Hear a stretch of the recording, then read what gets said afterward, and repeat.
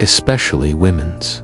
The bourgeois household, he claimed, functioned as a miniature version of capitalism, hierarchical, enforcing gender roles and reproducing conservative social values. Women were confined to domesticity, rendered dependent on men, while children were conditioned from birth to obey authority and internalize dominant morality. Engels wasn't condemning love or genuine affection. He was exposing the patriarchal structure that transformed relationships into tools of control. For him, true liberation, including women's emancipation, required rethinking the family, not as a sacred institution, but as a potential site of equality and shared life. His insights remain strikingly relevant, reminding us that the family is a historical construct, not a divine decree, and urging us to imagine new, freer ways of living together. St. Augustine, the Christian theologian and philosopher, declared, with uncompromising clarity, an unjust law is no law at all. With this, he directly challenged blind legalism, the idea that a law is legitimate merely because it's codified or enforced. For Augustine, justice stands above legality. True law must reflect goodness, otherwise it lacks moral authority. Grounded in ethics, his view held that authentic law aligns with divine reason, love, and truth. When human laws promote oppression, inequality, or violence, they lose their legitimacy and become instruments of tyranny. Augustine's stance foreshadowed the tradition of civil disobedience, the belief that legality and morality are not the same, and that conscience must guide us where laws fail. His philosophy unites faith and reason in a radical assertion. Authority doesn't come from the legislator's pen, but from commitment to justice. It's a timeless reminder that not every law deserves obedience. Bertrand Russell, one of the 20th century's most influential thinkers, saw faith, especially in its religious and dogmatic form, as essentially irrational.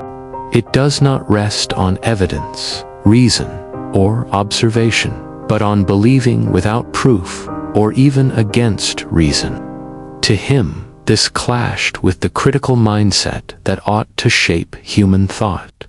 Russell did not despise religious emotions, but he rejected the notion of believing out of fear, tradition, or blind obedience. He saw faith as a mechanism for shutting down inquiry, a shield that protects ideas from questioning. For Russell, this wasn't just mistaken, it was politically and morally dangerous. Instead, he advocated for doubt, curiosity, and open inquiry. A rational mind, he argued, doesn't cling to absolute certainties, but isn't afraid of uncertainty either. This approach, for Russell, was both more honest and more courageous. Reason may not provide every answer, but it continually invites correction, bringing us closer to truth. Blind faith, by contrast, blocks that path. When Derrida declared there is nothing outside the text, he wasn't denying reality itself. What he meant was that no meaning exists untouched by language. Everything we understand or explain passes through signs, words, and cultural systems. For Derrida, a text is not confined to written words, includes all carriers of meaning, thoughts, conversations, media, even perception itself. There is no direct raw access to reality. All we encounter is already filtered through interpretation. This unsettles the idea of one single objective truth and reminds us that meaning is constructed. Each act of speaking or thinking is already an act of interpretation. Derrida wasn't saying reality doesn't exist only. that our access to it is mediated by language. If this is so, then philosophy isn't about uncovering a hidden truth, but about examining how meaning is produced, who controls it, and which voices are excluded. Judith Butler revolutionized how we think about identity. For her, we are not born with a fixed, natural self. We become who we are through performance, relationships, and social norms. Identity, especially in matters of gender and sexuality, is not something we simply are, it's something we do. Being a man, a woman, or anything else isn't about biology, but about enacting, resisting, or repeating expectations. Gender, she argued, is performative dead, doesn't express an inner truth, but creates what people perceive. Butler's view isn't chaos, it's freedom. If identities are constructed, they can be reconstructed, opening space for authentic existence. Beyond rigid norms, her theory is also an ethical call to respect difference, embrace diversity, and resist systems that confine us. Identity, she showed, isn't a static label, it's a living, ongoing process. Both Foucault and Lacan pushed the idea that the self to I, who says I am, is not fixed or natural, but shaped by society, language, and power. Lacan, Freud, argued that the unconscious itself is structured like language. We don't exist fully before speaking. We are shaped by the words and meanings that surround us. Foucault, meanwhile, revealed how institutions, schools, prisons, medicine create categories of people, shaping how we see ourselves. In this framework, the individual isn't the author of meaning, they are produced within systems of meaning. This doesn't mean powerlessness, but it does mean identity can be examined, its construction traced, and perhaps reshaped. Lacan's famous phrase, reframed psychoanalysis. The unconscious isn't a chaotic pit of repressed thoughts, but something organized, structured, and patterned like language. Dreams, slips, desires all communicate through symbols and wordplay. To understand them is to read them, linking Freud to linguistics, especially Saussure. Lacan showed that the unconscious is filled with borrowed signs, meanings, and inherited gaps. Our desires come through language, and language always leaves something missing. Self-knowledge, then, is not about finding one buried truth, but about learning to listen to the shifting language inside us. It is an ongoing, creative process, rather than a final destination. This insight echoes another critical theme, how history itself is told. Nietzsche warned that historical narratives are not neutral, they often serve to legitimize power. Victors win not just on battlefields, but in archives, shaping memory, deciding what is remembered and what is erased. Walter Benjamin deepened this critique in his theses on the philosophy of history, where he conjured the image of an angel of history. Gazing back on the wreckage of the past, he looks back and sees only wreckage. What we usually call progress, he insists, is actually built upon the ruins of the defeated and the forgotten. The silenced and oppressed still cry out for justice. History is never neutral. It's a battlefield where competing narratives clash and where truth often emerges as the victory of power. That's why recovering erased voices is not just a historical duty, but an ethical responsibility. It means witnessing what was suppressed and rewriting history more justly, because history is still unfolding. Ivan Illich, a radical thinker far ahead of his time, shook the core of modern education by declaring that schools don't liberate, they dominate. In Deschooling Society, he argued that formal education doesn't really teach people to think. It teaches them to conform. Schools, in his view, are not neutral institutions, but ideological machines. They rank, categorize, reward obedience, and punish difference. Grades, schedules, rigid curricula are all mechanisms to domesticate curiosity and bend it to the system's needs. Instead of fostering genuine knowledge, institutionalized schooling trains people to compete, to obey, and to crave external approval. Illich didn't oppose learning itself. The contrary, he envisioned a deschooled society where people learn freely, guided by curiosity, community, and choice. His critique foreshadowed many modern concerns: standardization, the over-medicalization of children, and the emptiness of education reduced to metrics. He dares us to imagine education not as a factory, but as a living practice that shapes free, self-directed individuals. Michel Foucault dismantled one of society's most unquestioned ideas, what we call normal. For him, normality is no timeless truth, but a historical construction built through institutions like medicine, psychiatry, schools, and the law. Normal marks what is acceptable and desirable. Abnormal is whatever falls outside and must be corrected, treated, or excluded. Doctors define mental illness. Schools set standards for behavior. Laws label people dangerous under the guise of knowledge.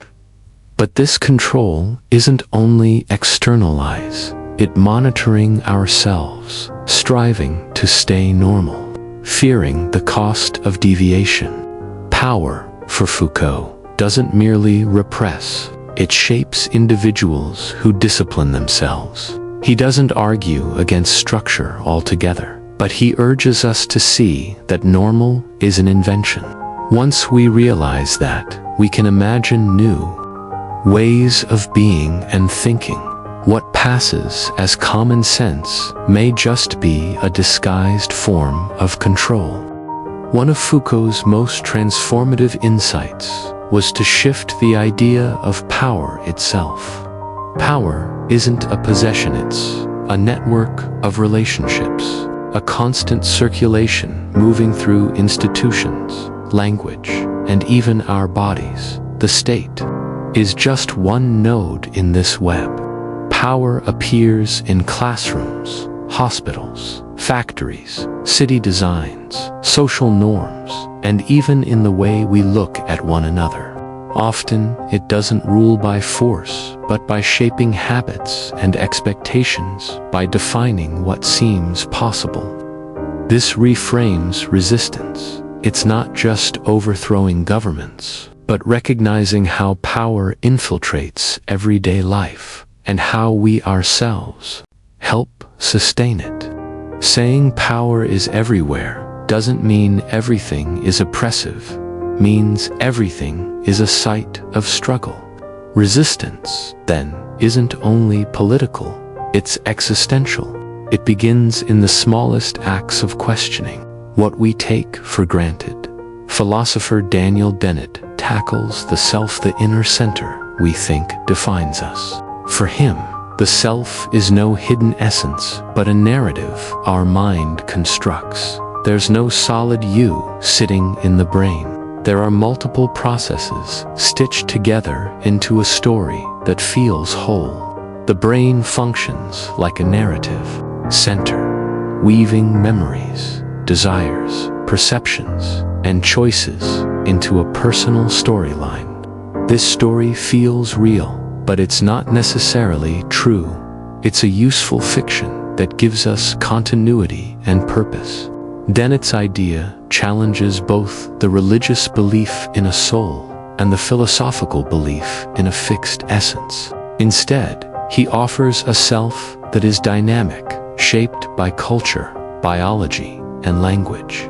Far from diminishing us, this view makes responsibility, memory, and planning possible.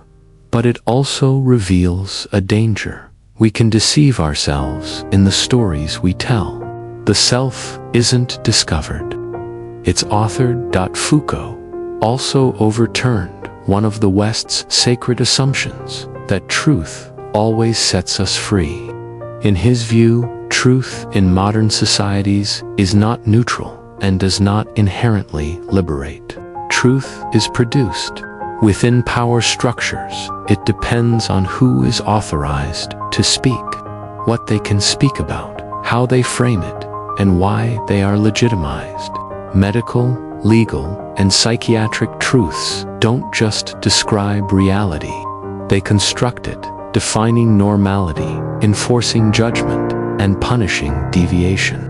To tell the truth often reinforces norms and silences alternatives. For Foucault, truth can be one of the most sophisticated tools of control. He doesn't deny reality. He warns us to interrogate the making of truths. Instead of chasing an ultimate truth, we should ask, who made this truth? Who gains? Who loses?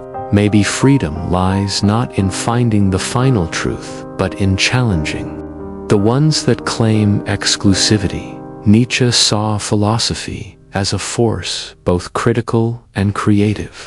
The philosopher's task wasn't to safeguard eternal truths, but to shatter idols. And by idols, he meant all the unquestioned absolutes, pure reason, universal morality, God, progress. He even called himself a stick of dynamite.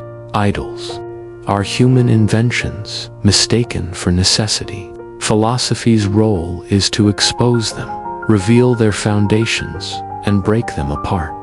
But destruction, for Nietzsche, wasn't nihilism, was a clearing, making space for new values rooted in life, in the body, in lived experience. His philosophy was about affirming existence without illusions, creating meaning where no ultimate ground exists. This kind of thinking is dangerous because once idols fall, only uncertainty remains. That's where true philosophy begins. Graham Priest, a leading figure in paraconsistent logic, challenged one of philosophy's oldest commandments, the law of non-contradiction. He argues that in certain contexts, a statement and its opposite can both be true.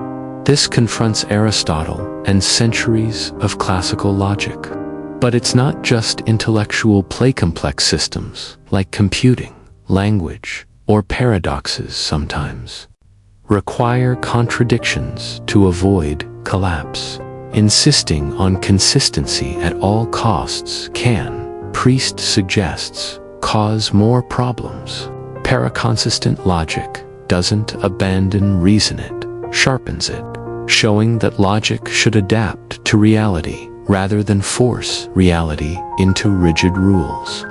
Priest's work resists black and white thinking, encouraging a more flexible rationality that embraces the messy contradictions of life. True clarity, in this sense, is knowing which rules to follow in which situations. Sometimes, the most rational path lies in holding contradictions together. Knowing when to bend the rules can sometimes be the only way to grasp reality more fully. When Hannah Arendt studied the case of Adolf Eichmann, one of the architects of the Holocaust, she noticed something chilling. Evil didn't look monstrous, at all it looked ordinary. Eichmann wasn't a sadist or a raving ideologue. He was a bureaucrat, a regular man who used administrative logic to orchestrate mass murder. That led Arendt to a terrifying realization. Reason by itself doesn't guarantee morality. It can be harnessed to build precise, efficient systems of destruction as long as those systems remain logically consistent. Evil doesn't always come from hatred. Often, it comes from people simply following orders. Modern rationality, obsessed with order, efficiency, and predictability, risks losing moral awareness. Rules can take the place of conscience. A person can become a flawless administrator of horror, carrying out atrocities without once asking why. Arendt's warning remains urgent. Ethics requires more than logic. It needs reflection, judgment, and above all the courage to refuse when everyone else is saying yes. Sometimes evil emerges not from cruelty, but from the absence of thought. Precisely where thinking should be, her phrase, "the banality of evil," doesn't diminish the crimes of the Nazis. It makes them even more frightening. It shows that evil doesn't only spring from monsters, ideologues, or psychopaths. It can come from ordinary people who never question the system they serve. The banality lies in the routine, the paperwork, the scheduling, the silence. Eichmann didn't rant hate speeches. He signed forms, arranged train schedules, and quoted Kant without understanding him. And in that mechanical obedience, he became a key cog in one of history's darkest crimes. Arendt's insight reveals a hidden danger, a culture that prizes performance, obedience, and productivity, but neglects ethical thought. Banality thrives in everyday routines and unthinking compliance. Her solution was deceptively simple but powerful. Genuine thinking, not just calculating but questioning, reflecting, breaking free of passivity. For Arendt, this is the true antidote to evil. It's not enough to be good. One must refuse to become a cog in the machine. For Martin Heidegger, modern technology isn't merely a set of tools, it's a worldview. He called it inframing or Gestell, a way of seeing that reduces everything, including people, into resources to be calculated, managed, and exploited. In this frame, nature is stripped of wonder. Forests become lumber, rivers become hydroelectric. Output, people become human resources. Technology reshapes how we relate to being itself, pulling us into a utilitarian, mechanical mindset. But Heidegger wasn't calling for a rejection of machines. His warning was subtler. The real danger lies in forgetting to think, in letting functioning replace being. To dehumanize, in this sense, is to lose touch with existence's mystery, to live on autopilot, to see everything and everyone as mere means. His answer, rediscover a different way of being, less controlling, more reflective, because only those who truly think can resist becoming absorbed into the machine. Paul Feyerabend rattled the very foundations of philosophy of science by claiming that science is not the only valid way of knowing the world. For him, science is powerful, yes, but it's also a story shaped, not just by logic and evidence, but by history, politics, and culture. His target was scientism, the belief that science is pure, objective, and superior to all other forms of knowledge. Against method, Feyerabend argued that no single scientific method. Many breakthroughs came by breaking rules, blending art, intuition, tradition, even ideology. By calling science a narrative, he didn't deny its value, he denied its monopoly. In doing so, he opened the door to marginalized knowledge, systems in indigenous wisdom, folk medicine, Eastern philosophies. For him, knowledge wasn't a pyramid with science at the top. but a constellation of approaches. His view unsettles many, but it also frees us, reminding us that truth can emerge from unexpected places, not only laboratories. Thomas Kuhn, in The Structure of Scientific Revolutions, challenged another sacred ideal, the notion of science as a steady, cumulative march toward truth. He introduced the concept of paradigms, frameworks of values, beliefs, and methods that shape what scientists notice and ignore. Science, he argued, doesn't progress linearly, but through revolutions. When a paradigm collapses in crisis, it's replaced not purely by logic, but through cultural, psychological, and political shifts as well.